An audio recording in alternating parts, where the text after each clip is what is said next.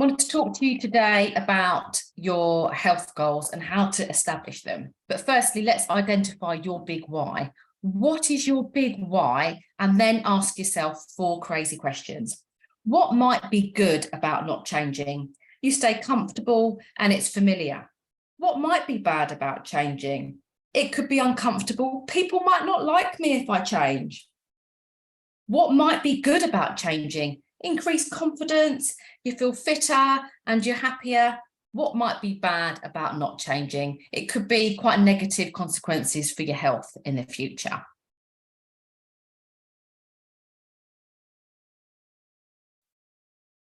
Okay, so I wanted to talk to you about outcome goals versus behavioural goals. So an outcome goal is often quantitative. So I want to lose X amount of pounds. I want to run a 5K without stopping. I want to lift a certain amount of weight.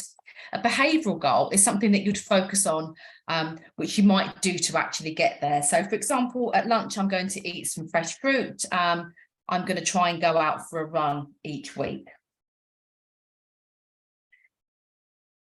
The problem with outcome-based goals is that you often can't control them. So I can't say to you that you are going to lose X amount of weight or that you're going to be able to run that 5K.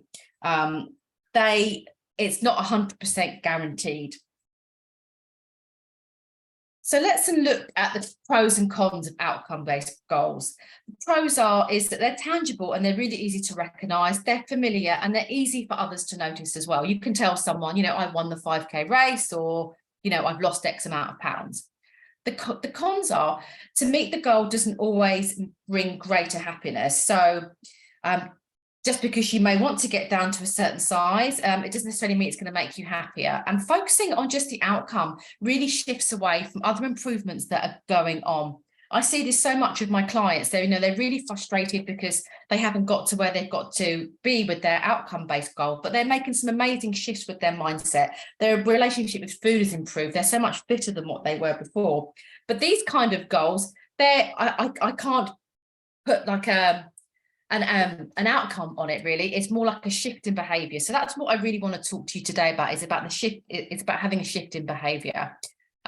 Another con of outcome-based goals is if the goal will take a long time, it can often lead to overwhelm, and it can lead to that point, which a lot of people get to, which is, life throws you a curveball and you're like, oh, okay, I'm just going to not bother with that anymore. And they go away completely from what they were doing and just go back to old behaviors.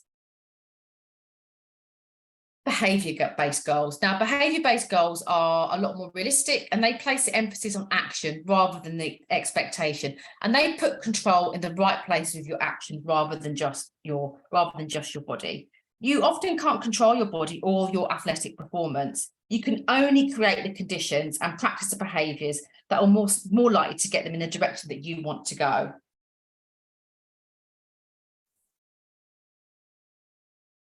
We really want to get away from just creating outcome-based goals, because often creating an outcome-based goal can just add to shame or criticism, especially if the goal fails to get you to the place where you want to be. You'll often see a lot of outcome-based goals in fitness marketing, for example, in before and after pictures, and they can be checked off the list. But let's just really look at the behavior-based goals, because at the end of the day, it's the behavior-based goals that are going to get you to where you want to be. So behavior-based goals is going to help you identify what you're doing right now and what still needs working towards for your long-term goals. This can help identify the cause and effect of what's going on with you. And remember that small successes lead to massive changes. Put control in the right place with actions rather than just your body. Results come from actions. Always remember that. Okay, the bridge method is something that I do when I speak to my clients about creating goals. So firstly, break down that goal. So if you have an outcome-based goal, break it down. Review a day. So what is happening each day? I'd recommend recording a day, a couple of days during the week and a couple of days at the weekend. Identify what's working right now. So something must be working for you. For example, you may already go to the gym once a week. You may already do 10,000 steps. Determine areas of opportunity. So where can you see in your day or in your week where you can add some extra stuff where you can perhaps maybe do some meal prep, or you can add in an extra workout. Remember to keep it really small. If that workout's only 5 minutes, or if it's only a 5-minute walk around the block, or it's only just eating an extra piece of fruit a day, then that's fine. The smaller, the better. And generate ideas for change. What other things can you be doing in the future? And expanding the list of possibilities. If you could replace any current behavior with an ideal behavior, what would it be? What will you need to make that behavior possible?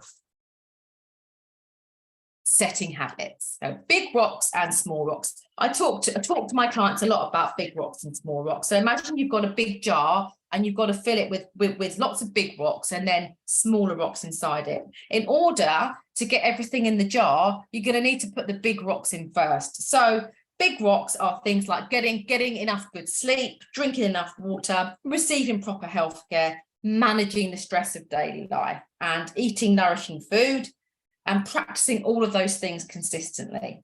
Small rocks might be things like doing multiple gym sessions a week, eating less sugar, taking nutritional supplements. So really we want to get the big rocks in first. So look at those areas, are you getting enough sleep? Are you drinking enough water?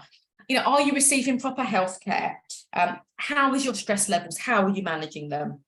Are you moving efficiently and effectively? Are you eating enough nourishing food? I would say to look at all of those things first and pick one of those things that you're going to work on each week rather than working on it all one go. Personally, I like to start with sleep with my clients because I find that sleep is often the main problem that is driving them to some of the sort of behaviours that they don't want to be doing. Remember, you've successfully built a business and a career. You might be a parent. You've done everything. So that means that you can do this. You can make these changes.